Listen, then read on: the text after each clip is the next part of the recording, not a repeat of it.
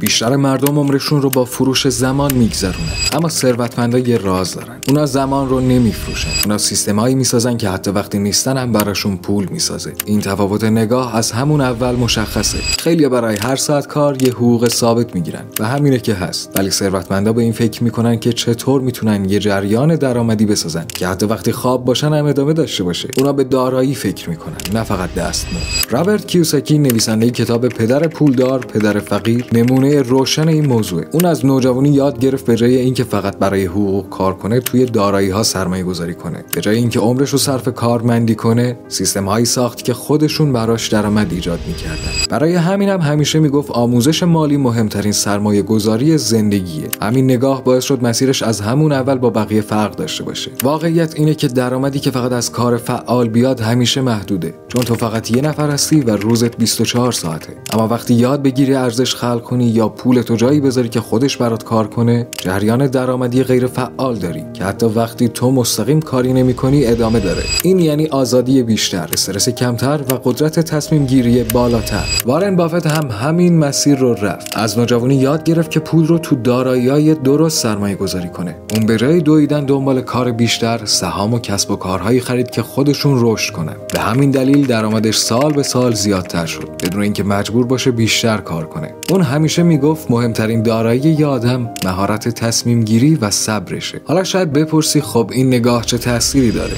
جواب ساده است. وقتی روی خلق ارزش تمرکز کنی، چند چیز همزمان نصیبت میشه. اول اینکه یه درآمد پایدار داری که فقط به زمان و انرژی تو وابسته نیست. دوم، آزادی زمانی پیدا میکنی، یعنی لازم نیست هر روزت رو با استرس پر کنی. سوم، قدرت انتخاب داری، میتونی فرصت‌های بیشتری رو دنبال کنی چون درگیر روزمرگی نیستی. و مهمتر از همه، این مسیر باعث میشه اعتماد به نفس و مهارتت توی تصمیم گیری های مالی بالاتر بره. بیشتر ثروتمندا یه عادت مشترک دارن، هر پولی که دستشون میاد رو خرج نمیکنن، بخشی از اون رو سرمایه گذاری میکنن. برای اونا سرمایه گذاری مثل نفس کشیدنه. هر روز دارن منابع مالیشون رو بررسی میکنن، فرصت های جدید رو تحلیل میکنن و روند بازار رو زیر نظر میگیرن. این کار براشون یه سبک زندگیه، نه پروژه کوتاه مدت. نکته مهم اینه که ثروتمندا ترکیب مهارت و سرمایه رو میسازن. آدمی که فقط سرمایه داره ولی نمیدونه چطور استفاده کنه، رشد زیادی نمیکنه. کسی هم که فقط مهارت داره ولی سرمایه نداره، سرعت پیشرفتش کمتره.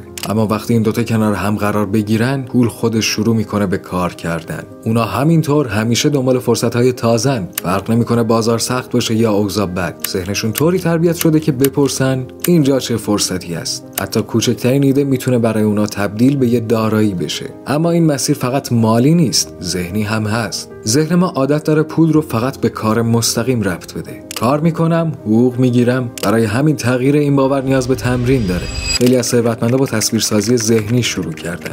تصور کن پولی که داری خودش بدون دخالت مستقیم تو برات کار میکنه. همین تصویرسازی ساده کم کم باور ذهنی تو رو تغییر میده و باعث میشه به جای فکر کردن به چقدر کار کنم، بپرسی چطور یه سیستم بسازم که پولم کار کنه. ثروتمندا به جای اینکه از ریسک بترسن، اون رو مدیریت میکنن. یعنی قبل از هر سرمایه گذاری تحلیل میکنن، جایگزین میچینن، هزینه و فایده رو میسنجن. همین باعث میشه شانس موفقیتشون خیلی بالاتر بره و وقتی چیزی درست پیش نمیره ناامید نمیشن، بازخورد میگیرن، اصلاح میکنن و دوباره ادامه میدن. یه نکته دیگه هم شبکه سازیه. ثروتمندا خودشونو توی جمعی قرار میدن که پر از آدمای آگاه و موفقه. این شبکه براشون منبع دانش، تجربه و حتی سرمایه است. خیلی وقتا یه فرصت بزرگ فقط از طریق همین ارتباطات به وجود میاد. مسیر ثروت یه ترکیب از درآمد فعال و درآمد غیر فعاله. خیلی‌ها فکر میکنن باید یکیش رو انتخاب کرد، اما ثروتمندا از هر دو استفاده میکنن. درآمد فعال براشون تجربه و انگیزه میسازه. درآمد غیر فعال آیندهشون رو تضمین میکنه. و در نهایت چیزی که همه اینا رو به هم وصل میکنه آموزش مداومه. مطالعه کتاب‌های مالی، شنیدن داستان موفقیت بقیه، شرکت تو دوره‌های آموزشی، همه اینا باعث میشه دیدت بازتر بشه و راه‌های بیشتری برای ساخت ثروت پیدا کنی. پس بذار جمع‌بندی کنم. ثروتمندان برای پول کار نمی‌کنن. اونا یاد گرفتن سیستم‌ها و دارایی‌هایی بسازن که خودشون براشون کار کنن.